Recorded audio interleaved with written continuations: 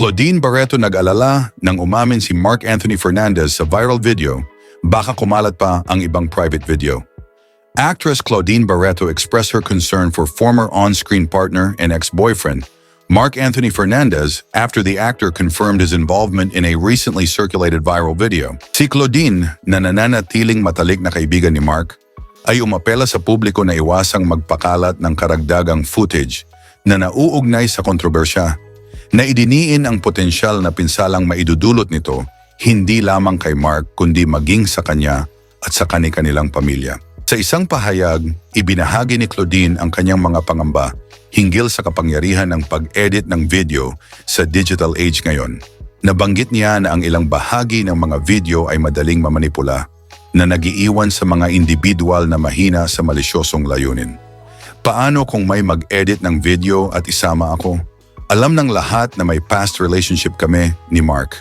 Ang ganitong sitwasyon ay maaaring makapinsala sa aking mga anak at sa aking pamilya, paliwanag niya.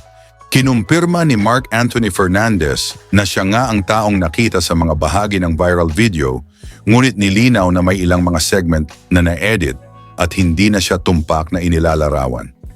Ayon kay Mark, ang video ay nagmula sa isang pribadong sandali kasama ang kanyang mga kaibigang babae na nahack at nag-circulate ng walang pahintulot niya.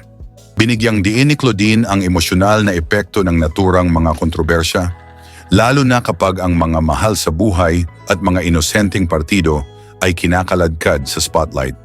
Hinimok niya ang pagiging sensitibo at pag-unawa na nagpapaalala sa lahat ng pangmatagalang epekto ng mga insidenteng ito sa mga kasangkot. Habang patuloy na nakakakuha ng atensyon ang issue, parehong binibigyang diin ng mga pahayag ni na Claudine at Mark ang kahalagahan ng pagprotekta sa privacy at paglaban sa pagkalat ng potensyal na nakakapinsalang content sa mga sensitibong sitwasyon.